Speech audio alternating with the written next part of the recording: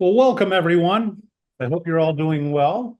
We're glad you joined us today to talk about some of the latest retail technology tools being used by leading independent home improvement retailers. I'm Scott Wright with the North American Hardware and Paint Association, and I am delighted to be joined by Adam Gunnett from Busy Beaver Building Centers based in Pittsburgh, Greg Arthur from OneBeat, and Bob Ferraro from Badger Technologies. Welcome, gentlemen. Great Good to be here. afternoon.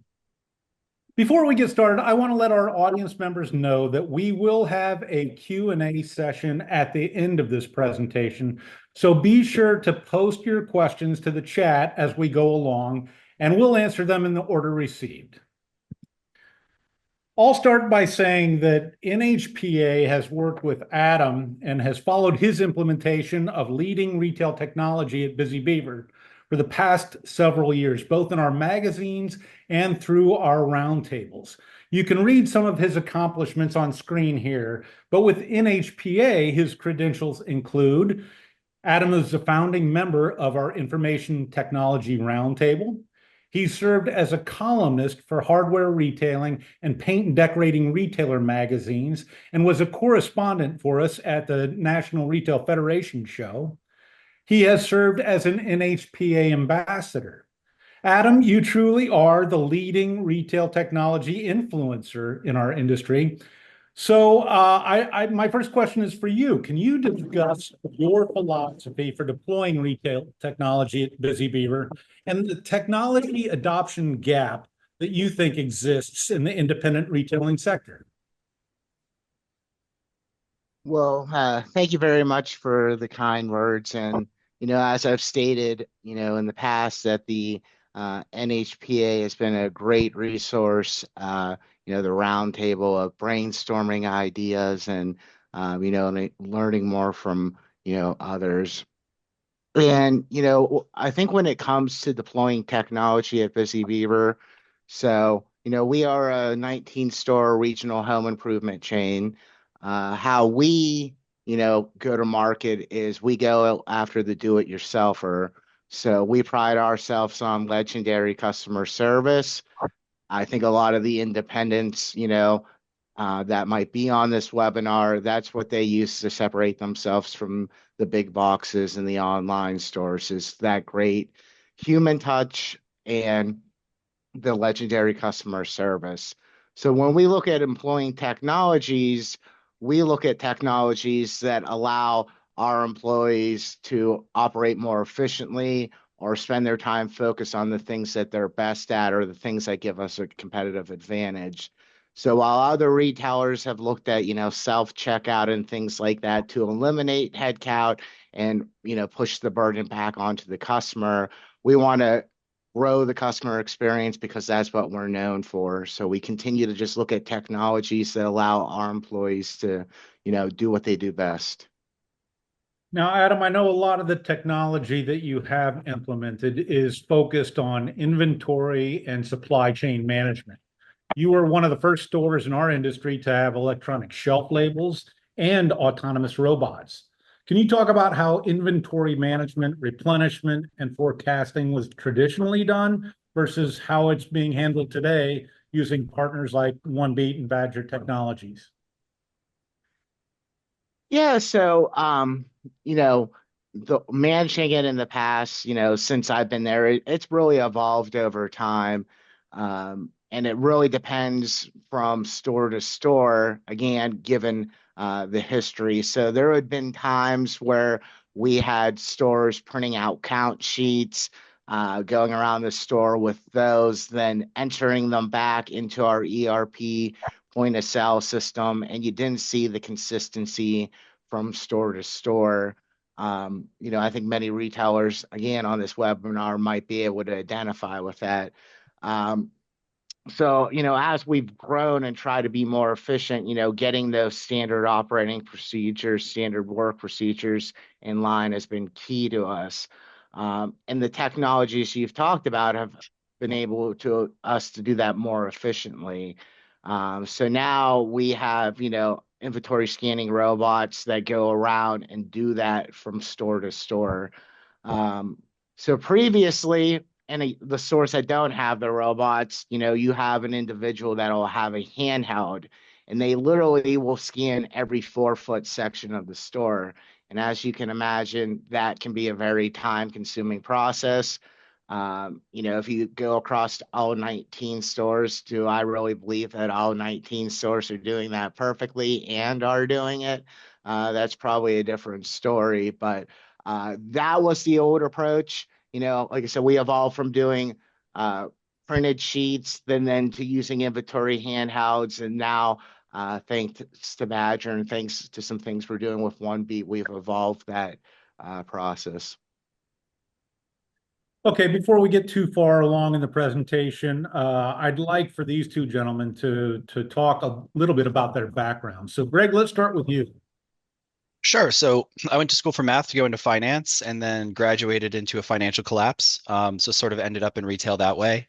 I spent 15 years planning for a couple of different companies here in Columbus. I'm, working for Ascena away from hitting for the Columbus cycle. And came over to the technology side about 5 years ago after spending very much time, doing the job and working against our technology to try to get things done. I thought maybe there was a better way and came to OneBeat. Bob, how about you? Bob, I think you're muted. Hey, Bob, you're muted. Excuse me. I There you apologize. go. Okay. Yeah, I'm actually a developer by trade. Started my career many years ago. First role developing software for the Navy, and then transitioned to a role working for a CPG manufacturer where we were actually deploying an early planogramming solution in the DOS world. I've evolved to really deploy, build, custom design, and sell retail solutions. I've worked with nearly every retailer, big and small, across the country in different ways over the years. And really, that's sort of my passion, is really solving the problems for retail, for that customer experience, as Adam was alluding to earlier. Okay, thank you, guys. So let's talk first, Adam, about how you're working with Badger specifically.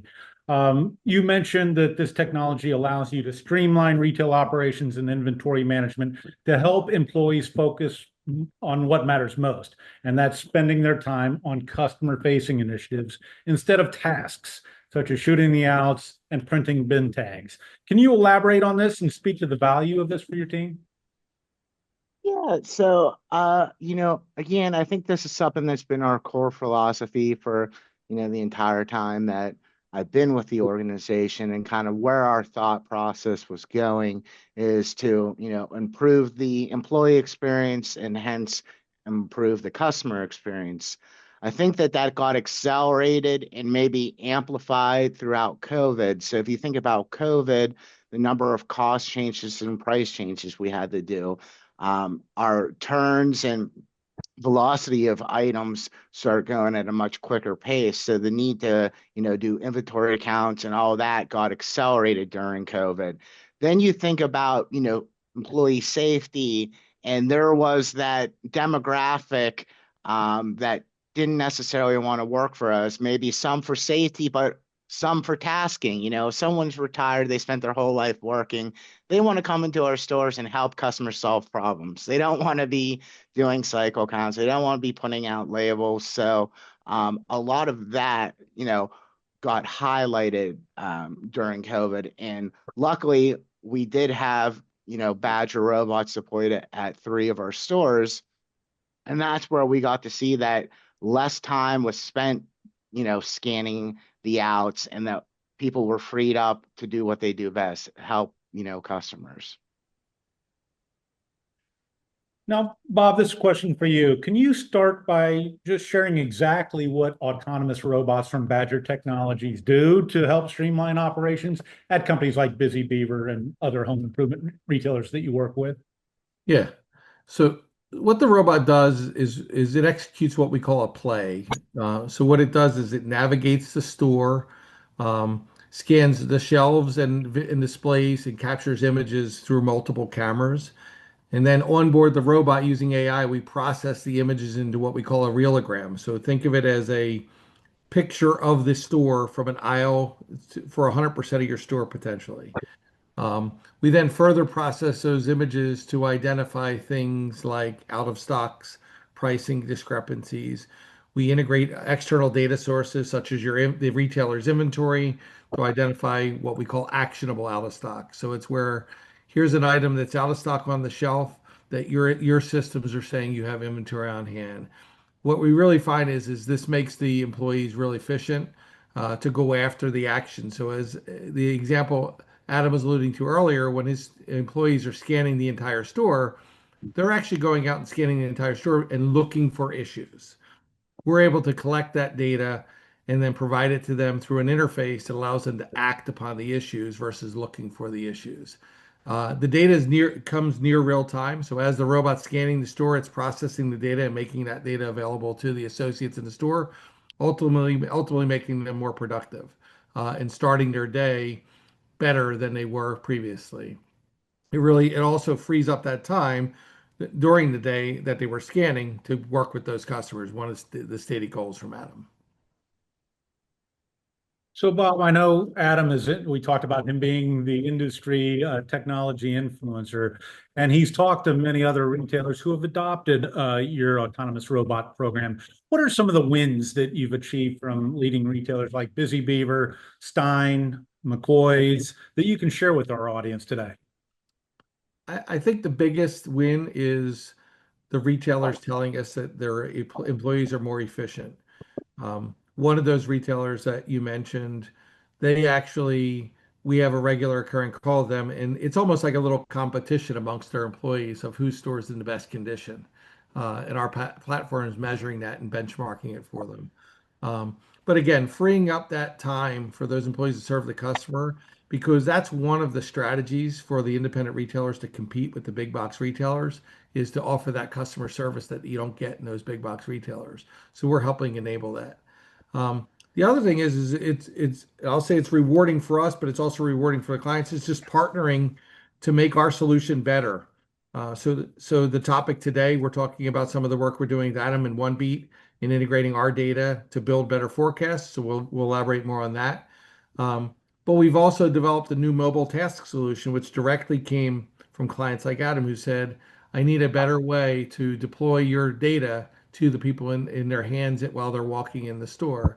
And some of the next generation capabilities we're deploying, which is if you ask any retailer like Adam, what's one of your biggest labor costs in your store? It's the cycle counting of the store. Well, our RFID capability that's coming will address that need and really reduce the labor costs. So to me, the value is it's a partnership. We're innovating based off retailers' needs. We're not building something and expecting that retailer to accept what we've built. We're building something that meets their needs.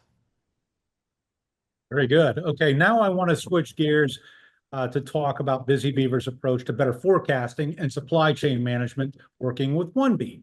So, Adam, can you discuss how you are working with OneBeat and what they are providing to help with things like demand forecasting and reducing your overall inventory levels? Yeah, so OneBeat is, a solution that, works in conjunction with our point of sale system. So it's point of sale agnostic. So it's outside of that. But, there's been a number of different areas we focused on. And this year we started off with the store-to-store transfers. So, with a lot of the things with looming tariffs, we realized that we had a lot of inventory that resided in our 19 stores. And what we were unable to do very effectively was see where it, was most productive using the tools that were built into our point of sale system. The fact that OneBeat has that AI-driven approach, it allows us basically to bounce all that inventory across all 19 locations. So for example, in the past, when we wanted to look to transfer inventory from one store, we would have to compare one at a time between the other 19 stores. So now with OneBeat, it's basically able to see where that inventory is going to be the most productive. they're also, making replenishment recommendations for us. So they're helping us make sure that we're bringing the right amount of inventory in to the right stores.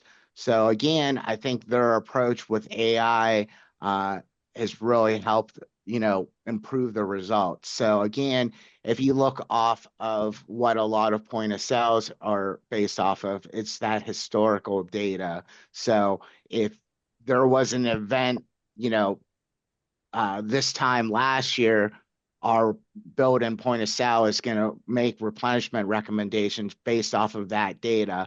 But as you can tell, there's always changing things in the environment. So the fact that their system's able to use that AI and make more intelligent decisions has been very helpful for us. The other thing is the fact that we're working with them and having weekly meetings, reviewing that information.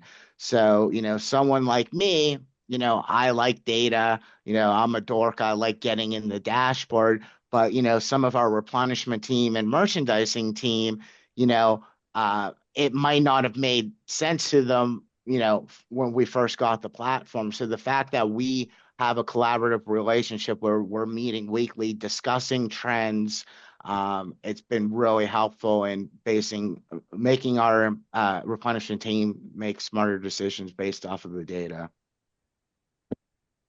Greg, now can you elaborate a little bit on how OneBeat works with retailers like Busy Beaver, and maybe also touch upon, what industries you've worked in, where did you start, what size businesses are a good fit for your product and services? Sure. So our company comes from 40 years of consulting background. We were actually spun off about 5 years ago in order to take all of the best practices that they had learned through all of that time, and kind of productize it, turn it into a platform that would solve usually the biggest kind of opportunity for retailers, which is how do I take these extremely granular decisions around what to do with my inventory and do them intelligently. In terms of the size and industries we work in, we do everything from, I think our smallest customer has 4 stores and our largest customer has thousands. One of the things that's interesting about the way that SaaS has evolved over the last 20 years, if you kind of rewind the clock, it used to be if you wanted a system with a lot of intelligence, you purchased physical servers, you needed to have an IT team to maintain them. And, a lot of companies saw the implementation and professional services as a profit center. Whereas now we've come to a point where really true SaaS companies are looking at the ability to use things like mock architecture and containerization in order to scale horizontally, meaning that we're kind of democratizing the ability of companies to use these new technologies in AI and ML, so that we can make sure that the return that they're getting on what they purchase is, scales with the size of the business. We do everything from, luxury brands all the way through, F-16 parts. So anything with a SKU and a location that you need to adapt is great. We found a really nice niche in the DIY space, given that it's a business where it's so important to make sure that your customers trust that when they get to a store, you're going to have what they need. People who are working on projects and so on, they don't want to wait 3-4 days for you to get something. So it's incredibly important that the recommendations we're making about where to place the inventory are accurate, and that the only way that a retailer is really going to be able to overcome that without that intelligence is by purchasing more stock and eating into their profitability. Greg, specifically, how is AI integrated into your program, and how does it work to improve things like demand forecasting? Is the objective to reduce overall inventory levels, or for most of the clients that you work with, or is it to reduce out of stocks, or is it somewhere in between? It's honestly both. So the thing that AI is very good at is it's very good at taking, answering questions that can be put into the form. What can I use to make a prediction? What is the prediction you want me to make? And what are the success criteria of that prediction? And for retailers, the success criteria, there's never just one. So you want the best availability, but you want the least amount of stock to do it. And so in our case, we're able to take all the information about what is the product, and also, just as importantly, what is the affinity of that location to those products in order to make a prediction about what the ideal stock state should be, and then look at all of the different paths we can take to get there. So there's obviously, if you're doing seasonal product, there's the initial setup. So you don't want to overdo your initial setup because you eat into all of your flexibility. And then when you start to get into the season and you start to see how things are performing, many systems just say, if you don't have enough in your supply chain already, just order more. Well, just order more, especially when you're talking about things with large order multiples and so on. You might need 10, and it's telling you you have to get 100. So we also look at, as Adam mentioned earlier, cases where it makes sense economically and efficiently to move things between locations in order to rearrange your stock, taking into account that incredibly complex optimization problem of, where should we be putting everything, and how should we be getting it there? Now, So Adam, I guess, sorry, the Yeah, shorter go. version of that answer is Uh-huh. we don't think that there's a dilemma there anymore with the level of accuracy we're able to achieve. Very good. Adam, one thing you mentioned previously on this webinar was how your technology vendors like Badger and OneBeat are willing to work together if and when necessary. And you have mentioned that they're both POS agnostic and can work with all the major POS providers in our industry. Can you talk about the importance of this for Busy Beaver and really for the industry at large? Yeah, so over the last few years, I've discovered a lot of retailers, have the same wants, desires, same problems. So when you have vendors that are willing to work together, it's better for the vendors and it's better for the customers. So, to kind of go back on that, when Greg was talking about, the importance of the DIY sector and inventory accuracy. Someone that used to work in my organization says, if someone's coming into our stores, they typically have a problem or a project. They're very rarely poking around. And if they have a problem or a project, they want to, the sense of immediacy is immediate. So they need it then and there. And when you are talking about indie retailer and people in my shoes, I have a lot of different responsibilities. I'm out there, doing things with point of sale, making sure a pin pad is working, a receipt printer is working, helping someone with Excel. So if I find two great solutions, one like Badger, one like OneBeat, them working in silos separately, and then me having to kind of get the data from each of those silos is not efficient. So when they're able to work together, especially when they're kind of working towards the same problem, it's better for us as a customer, and I think it's better for them. Earlier I think I called them a vendor because that's kind of the natural reaction, but they're actually true partners. And I think the willingness to work with some of our other partners and vendors is what separates them and makes them a true partnership. And then, with our industry, there's, a lot of overlap. So the fact that they're willing to, work with customers that have Epicor Eagle, Epicor BizTrack, MI9, there's some future point of sale systems coming out. So the fact that they can do that agnostically allows them to keep advancing and not requiring, me to rip out an existing solution so that I can work with Badger or work with OneBeat. And it allows me to, rather than just sit here and be like, well, I hear the next generation of point of sale is going to do all these things, and I don't want to invest on what's happening today. The fact that they're point of sale agnostic is I can implement AI. I don't want to speak poorly here about any of the POS manufacturers, but I would imagine they're not going to be turning on AI anytime soon. It's most likely going to be their next generation product. But the fact that we can work with partners like Badger and OneBeat to kind of utilize and seek the benefits of AI today, building that on what we have today, then knowing when we change to a next generation point of sale that these solutions will still be able to work for us. It's been really exciting, and it's got buy-in from our executive team because they know that I'm not investing in something we're going to replace in 2 or 3 years. And the fact that they are agnostic from vendors and suppliers and point of sale means that they can work with Busy Beaver and work with Steins, who has a different point of sale, a different supplier than Busy Beaver, but still kind of address the same problems that both Stein and Busy Beaver have. So it's exciting.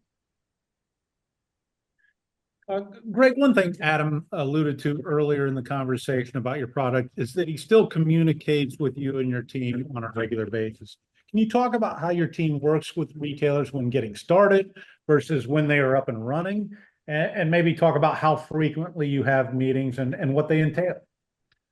Yeah, so when we're getting started, we always make sure that we have somebody who is knowledgeable about the industry that they are going to be setting up the system with, and make sure that we really understand what the priorities are of the customer, of the partner, to make sure that, as we're tuning the system, as we're setting up all the configuration, we understand that we can't go to a retailer and even one as sophisticated as Adam and ask him to set the parameters for an AI model. So it's really about understanding what are you trying to accomplish and letting us do the work to make sure that we are, doing whatever needs to be done in the back end to accomplish it. We also want to make sure that we are matching the urgency of the customer. Once something goes live, if a shelf is empty, that is a important, urgent, immediate thing that needs to be recognized. And if somebody has to go flag it, raise a ticket, have the ticket escalated, and all of that, you're talking about a lot of time. So we make sure that we're in constant communication. Generally speaking, if people are open to it, we just open a Slack channel with them so that they can immediately go to us and say, hey, I'm seeing XYZ. Can you figure it out? And then the applicable team can make sure that they're on top of it. We will meet with our customers as often as they are willing to meet with us. We love talking to them. We talk to Adam every week. Honestly, the limiting factor in how much communication we have with any partner is how much they're willing to do it. And we love also hearing about, both the successes, but also the opportunities that they're seeing once they start to use the system. Your client base is the best possible source of information about how to improve your product, and we're constantly trying to improve in any way that we can. Bob, same question to you. How do you support the retailer during the onboarding process? And then what does that look like when they're up and running? Bob, you're muted. Apologize, again. So first thing to understand is we just don't deliver an autonomous robot, leave it in the store, and then things happen. What we actually do is deliver a service, a managed service that includes the digital teammate, as we refer to it, or the robot. And we also provide software technology to enable the use of the platform, and then the resources behind it to make sure things are sort of a well-oiled machine. As Adam alluded to, we're really our partners. Our solution is a partner solution. It's not just a piece of hardware, or it's not just a piece of software. It's a full service solution. And as a part of the onboarding process, we really try to deliver as fast as possible. Typically, the platform's up and running within a couple of days. The AI is trained in a couple of weeks, and you have a full production environment in less than a month. So we really do believe in getting and seeing value fast, and then fast and over time. We typically meet weekly as a part of the onboarding process, and then we'll scale that back to monthly or quarterly. And similar to OneBeat, whatever the client really wants is what we'll accommodate. We want to make sure that their needs are served as a part of the solution. So there is no sort of preconceived constraint on how often we need to meet as a part of the partnership. We actually monitor the platform 24/7. So we know exactly where the robot is. It has a heartbeat back to our home. So we know that everything's acting properly. If there's an issue, a lot of times, if the robot has an obstacle or things like that, we can navigate it without the store even knowing that we got involved. So the issues are solved. If there's an issue that we need to overcome, we can then contact the store and have them overcome that issue. Really, the interesting thing is it's not just even the performance of the robot, but it's the utilization of it within the retailer. So in the case of Busy Beaver, when we look at the system, we're looking at their data as well. So we bring retail expertise to it. So we can say to Adam, here's situations, here's how long we think it's taking to address issues. Here's opportunities to change planograms because it's not an inventory on hand issue, it's a space issue. So that's an extra level of insight we bring to the partnership that's not part of your typical solution you'd see in the marketplace. So it's that hardware, software, and expertise that really differentiates us in the market. Well, now I want you guys to get your crystal balls out and let's talk a little bit about what's on the horizon. And Bob, I'll start with you for the next generation of autonomous robots from Badger. You mentioned utilizing RFID that will allow them to be able to cycle count. Can you kind of talk through what this looks like for the future? Yeah, I mean, when we engage retailers, a lot of times they think, oh, this is going to replace a human, and that's not the case. What we typically find is it makes their current resources more productive. But one of the areas that's the biggest challenge in retail, or that was sort of unmet with robotics, was RFID capabilities. And our next generation robot has that capability. So there's many solutions where fixed infrastructures in stores that are very expensive around RFID, or handheld solutions that we've done head-to-head testing with it are highly inaccurate because they also have extra labor, which is a human walking around the store and doing it. So our RFID capability is really going to be a game changer, especially in the independent DIY space, because getting an accurate inventory to make better decisions is really a key part of the decision-making process. And having a robot that scans 100% of the store, potentially multiple times a day, again, game changing for what that retailer is doing, and doing it without any extra labor costs once the platforms deploy is huge. The other area is around utilizing the data that we're collecting. So with our RFID capability, we're not just calculating counting the inventory, we're also identifying the location. So similar to the work we're doing with OneBeat to do better forecasts, Adam could then use the data that we're producing, which is the location data. Where did we find the product in other systems in his business, such as if there's a buy online, pick up in store, where we can actually integrate it into e-commerce, so the shopper can know exactly to go to aisle 7 where the inventory is, because maybe the impulse display in aisle 8 is out of stock, right? Equally important is if they are multi-home items or their employees are doing the picking for fulfilling orders, we can guide them through the store with the data. So the data really becomes a fuel for empowering other processes to be more accurate and better. Greg, how about OneBeat? Where is this technology and use of AI tools for forecasting, supply chain management? Where's all this headed? Well, I mean, really, it's something that's going to reach mass adoption if for no other reason than the people who embrace it are going to outcompete the ones who don't. When I started in this industry 20 something ish years ago, we were ahead of the curve just because we had traffic counts. Today, a retailer has so much data in terms of demographics, in terms of, all the underlying attribute structures and so on. Making use of that data is going to become a point of comparative advantage or competitive advantage for anybody who is able to use it. And frankly, AI is really the lowest friction way to make use of the data that people have. Um, you know, uh, Not just from the object level of having better predictions about what your inventory picture should look like, but also because it really, as kind of Bob said, it converts your people from doing a task that is a repetitive bottoms up task of going through and looking at each line of inventory to a place where they have all of the data already kind of presented to them to say, your priority today needs to be X, Y, and Z departments because those are the ones where you have the most potential to lose if you aren't able to fix your inventory problems. Where the system can tell you, we're trying to optimize this as much as possible, but you have strategic decisions that you want to make. And as somebody who worked in retail, I can say very few people who work in this industry got into it because they wanted to do Excel spreadsheets. Most of them get into it and gravitate towards retailers where they do have passion for what the retailer is doing. And having a system that you can define the strategy that you're trying to execute and have the system figure out what's the best way to execute it. Converting people basically from players into coaches is really the way forward. And the companies that adopt these technologies are going to be more successful than the ones who do not. Adam, let me start this question with you. What advice would you give to retailers in the audience who are looking at these technology tools and solutions for their stores? Maybe discuss how you got past any initial skepticism that you had for adoption. Well, that's a great question, Scott, and I think we have like at least 25 minutes left, so I can take up the remainder of the webinar here.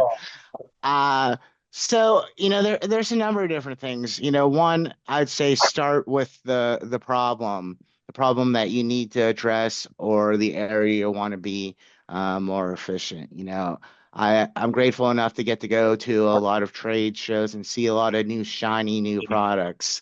And, as I stated before, maybe I might have thought originally it would been cool to have a self-checkout or have a hologram in our stores, but that's not what our customer wants. And it's wouldn't address a problem for us. So I worked with our team, our operations team, to figure out, where could they use more time in our day. So again, that's where, scanning the outs. That's a lot of their time was spent doing that. And much like they don't want to be doing Excel spreadsheets, they don't want to be counting every single pay hook in the store. Um, so that's kind of how we decided we were going to adopt a solution. And then how do you get past that, skepticism? I think that both of these solutions have gone back past the point that they're a proof of concept. They're proven solutions. It's a proof of technology. So you need to kind of decide what that looks like in your organization. And luckily for me, I have a great relationship with ownership. So, I was kind of able to get past some of those initial skepticisms. So, one of the other great things from being in the NHPA is being able to reach out to our peers and find out others that are using the same solutions. I know a lot of people reach out to me specifically about the Badger solution. And that kind of sometimes will even eliminate the need to do like a pilot because they know, hey, Busy Beaver's business is pretty similar to us, so I can just get off the ground running. And with OneBeat, they work with a number of different clients. So, you know, again, I can reach out to others and outside of independent retail, other connections I've made with those and, regular retail, whether it's, a company like Five Below or Lego. I've had the pleasure of being able to speak with a lot of other retailers. And then, I think you asked about some of like the ROIs. That's where, again, I think if you talk to Bob, you talk to Greg, they might be able to give you a framework. If you wanted to build out an ROI to provide to your CFO or CEO. Again, we're a smaller organization. We don't have to make it like you would if you had to report to a board. But what we found that been more impactful than maybe the spreadsheet ROIs or those intangibles. So you talk about employee engagement. I talked about earlier how we have so many sales associates that come to the stores. They want to help people solve problems. They enjoy that. They like dealing with customers. So they get to come to work and do that. No longer do they have to worry about scanning the store. They can just help customers solve problems. So, that wasn't something that we ever had on an ROI sheet or any of my preliminary conversations that we didn't find out until we had it in action. And then another thing, the brand perception, our company's been around since 1962. We kind of faded away in the 80s and 90s when the big boxes came to play. A lot of people didn't know we were around. So now we have this brand perception that we're a tech forward company and, people have learned about us and want to do the things we do. And that kind of adds to the momentum where our employees like working for a cool company. It's not just a couple funny jokes that we make about the company name. And then like that organizational momentum, They know that we're willing to try things. They know that we're willing to be adaptive. So whether it's a robot, whether it's AI, they know that we're not going to be stagnant and we're going to be here to stay because of our willingness to, be adaptive. Yeah, absolutely. Employee engagement being an intangible, what price do you place on that? And so that's a great response. Greg, what advice would you give to a member of our audience thinking about adopting this type of technology? I would say, the best way to approach these things is a couple of things, but it's fine to be skeptical.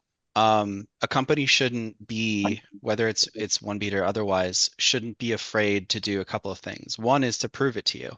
So like for part of our sales process, a lot of times what we'll do is we'll take the data from a company and we'll run what we call a simulation. Effectively, take your data over 6 months, 12 months, however long you want to see it, and run the AI autonomously to show you here are the different things that we would have done in order to, keep your stores in stock, to reduce your inventory, and give you as many examples as you can possibly stomach to show you here's specifically what it's doing. Not just, everyone has a slide that says here's some customers, here's some rankings, we're definitely going to solve all your problems. But I think it helps a lot to ask a company to prove to you, how are you going to do this for me? The other thing that I would say is it's important to make sure that the company's incentives are aligned with your incentives.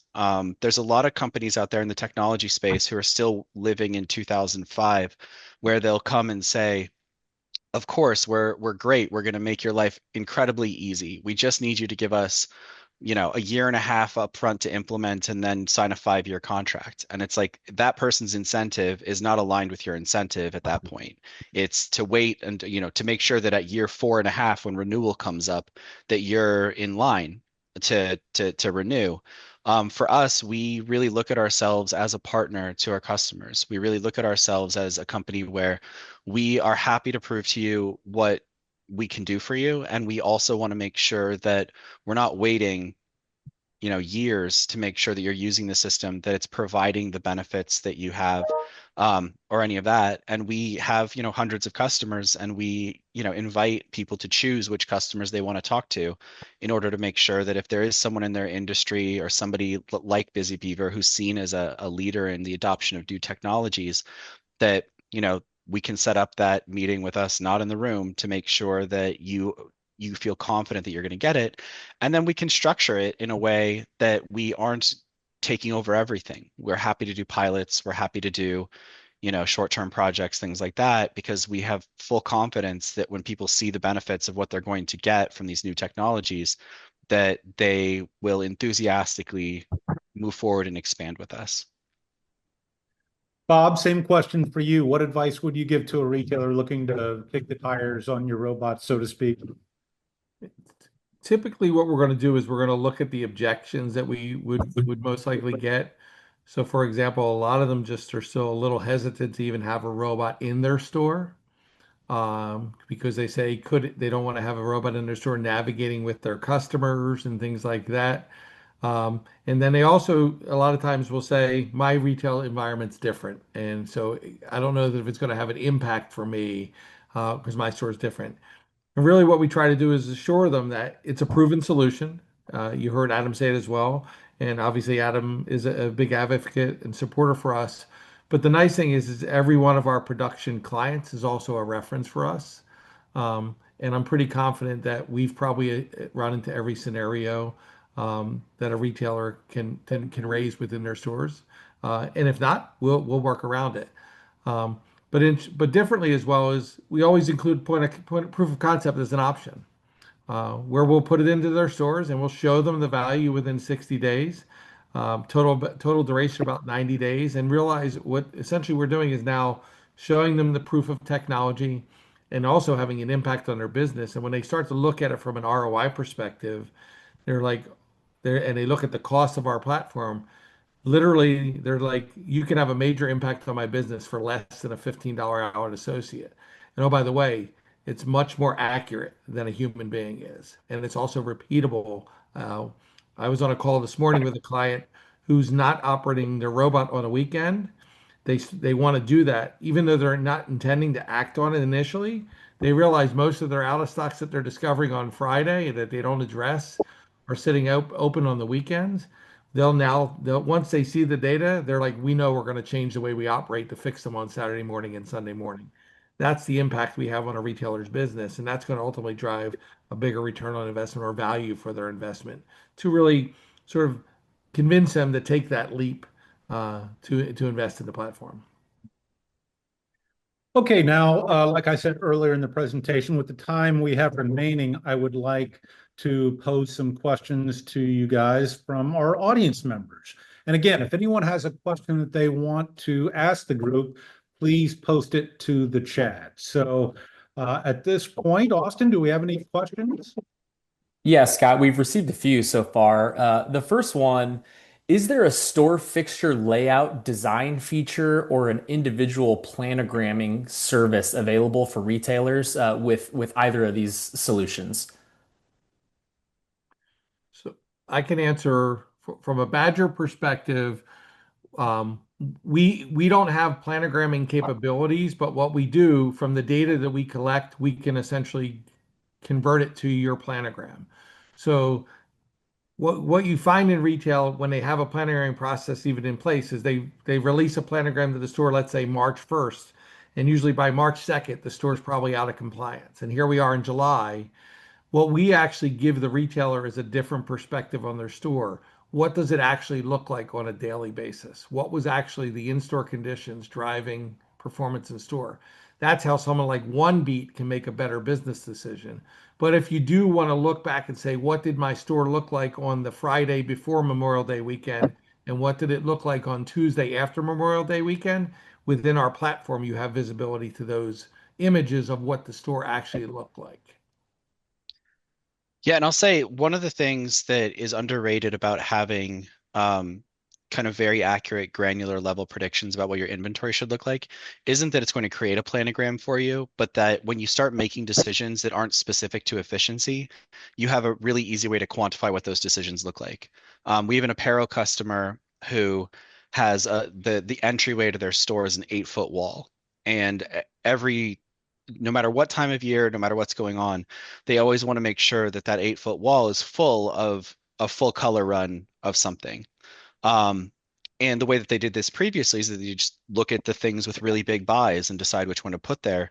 But understanding what the ideal inventory would be just from a sales perspective versus the decisions that you're making from a visual perspective allows them to quantify to say, okay, if we switch from style A to style B, rather than costing us $40,000 in inventory, it'll cost us $10,000 in inventory. Similarly, if you're doing something like, I want to have a 4th of July display, I know what all the 4th of July products are.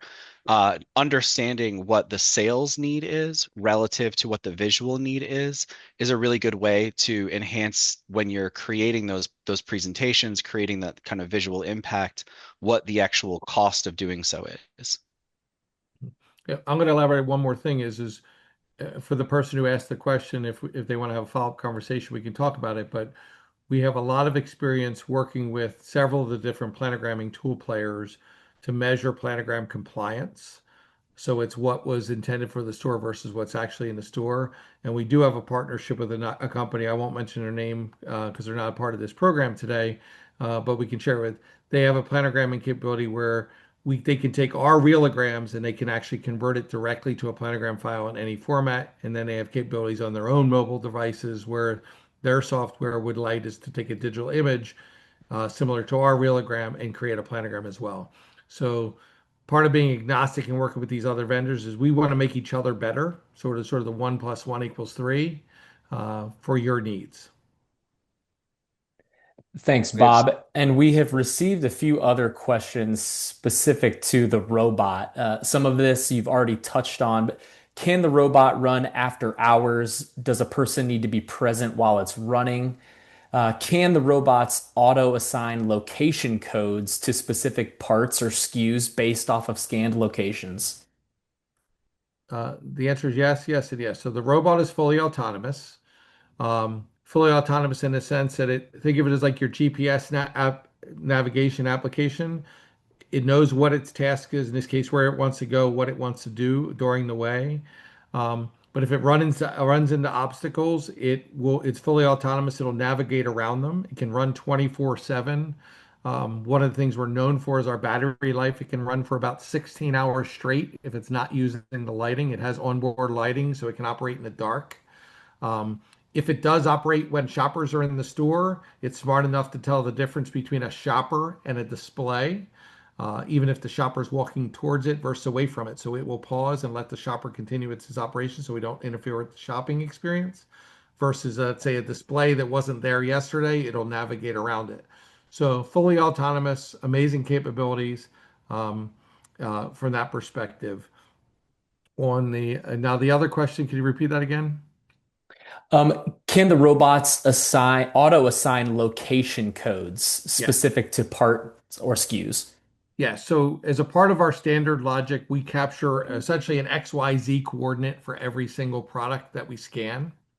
And then we report that consistently throughout the application.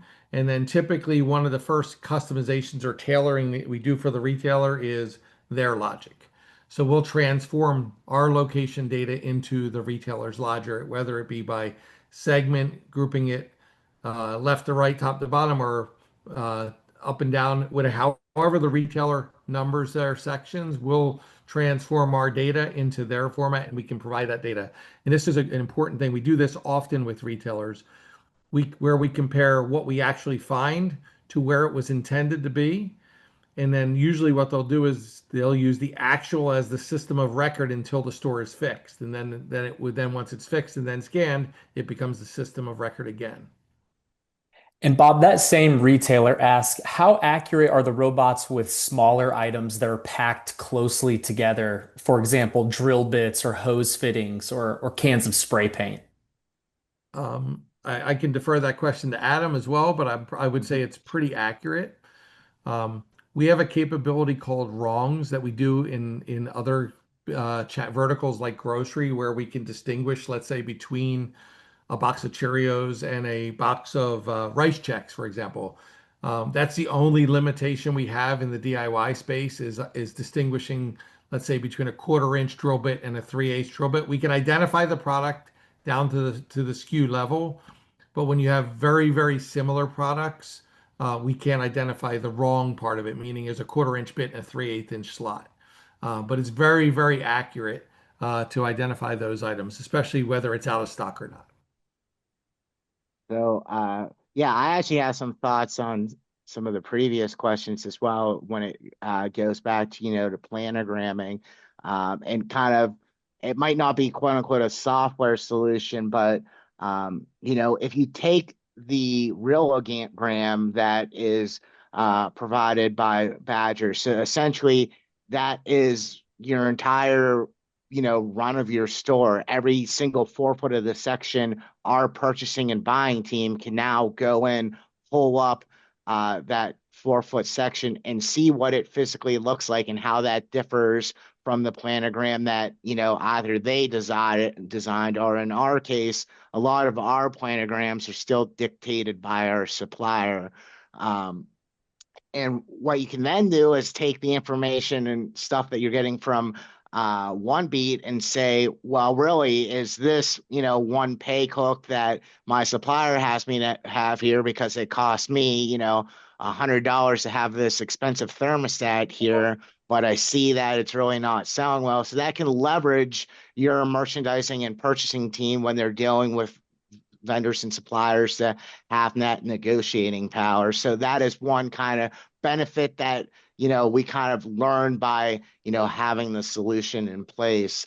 And then in terms of accuracy, how the robot scans, it's based off of how many facings of a UPC label. So as it's been stated, we do have ESLs at stores, and then we do have stores that have paper tags. It doesn't matter whether it's ESL or a paper tag or a clearance tag that has yellow at the top and white at the bottom. The robot is able to read it. So it basically is looking for a product above that location, left justified. We've found that it's incredibly accurate. Now, certain things can cause it not to be accurate, which is typically a lighting condition. So again, that's what's great when you work with Badger. I think now we're meeting about not quite bi-weekly, but a little bit more than once a month. And those are issues where people reviewing the report from the operations team can see like, hey, it's getting confused by this product, and it might just because the reflective nature of the product. And since the robot can be very accurate, they can tell it to, hey, whenever you turn on the basically what would be equivalent of a flash, to like not have it be that bright when it scans that out. And another question about the robots. Who actually owns the robots in the store, and who owns the data that they obtain and use? The ownership of the robot is your decision. So we offer both a CapEx option or a robot as a service option. So essentially, you can invest the way you want to invest from that perspective. The data is your data. So depending on the agreement we do have some clients in the grocery space, for example, where we actually manage their point of sale data and the data that we collect. And then we actually run a vendor collaboration program for them where the vendors pay to access that data, and that actual revenue that we generate pays for their robot program. So it's ultimately it's you can invest the way you want to invest, you can buy it, you can lease it, or and ultimately you own all the data that we capture though. Okay, and another question about the robot. One retailer asked, if I wanted to send the robot to a store to do inventory, how much setup is there to do with this, and how long does it typically take to do an average size hardware store? So I'm not sure what they mean by send it to a store. So typically a robot is deployed to a single store. We don't move the robots between stores because the robot is trained for the specific location. So it knows all the obstacles. It's a full 3D map of the store. So it operates within sort of that environment. So it's typically one or potentially multiple robots per store, but most of the clients we deal with, it's one per store. Um, Depending on the size of the store, it could be as little as an hour or two to scan the entire store. We do have some retailers that have 100,000 square foot stores where we actually do in 3 different plays during the day and at different points in the day because they want to scan different areas of the store. So, Adam, I don't know if you can share some of the Yeah, exact times it takes to scan some of your yeah. stores and sizes. So yeah, I think that's probably one thing that when Scott was asking me a question earlier, I didn't really quite answer. So when we were doing a process manually, and I was talking about scanning each 4 foot section, that is a process that it was probably taking 12 hours, the entire week. And one person would be dedicated to that. The robot is scanning the entire store in less than 3 hours for us every day. So when we talk about 19 stores, we have maybe a third of them that are executing it. We're executing it on their own. A third that were kind of saying they were doing it, not doing it, and then a third that were really struggling. And then for the setup of the robot, this is one thing that I always do like to give a shout out because I did work with some other vendors looking at robot solutions. Basically, a couple guys came from Badger. They walked around with a shopping cart and a LiDAR camera, walked around our store for about 2 hours, took a bunch of images, you know, 2 weeks later, they bring a robot in. It connects to our Wi-Fi, and then it pretty much is able to scan the store. They had to tweak it a little bit, but I was amazed how how close it was by the information they gathered on that initial LiDAR scan. So again, it's a technology. Oftentimes it's just myself on the IT team or one or two other people. We don't have a development team. This is something that can be kind of deployed pretty easy and pretty quickly in regards of actually getting it live in the store. Yeah, and one thing just we do it a little differently even than we did for Adam. So now we ship the robot to the store. So it's there in advance. We come in, we map the store, we turn on the robot in day 2, and it's up and running. So it's that fast. Right, Scott, we have quite a few other questions. I don't know. We're right at that 1 hour mark. I don't know if now would be a good time to move on and share some contact info so retailers can get in touch with these guys and learn more about the solutions that they offer.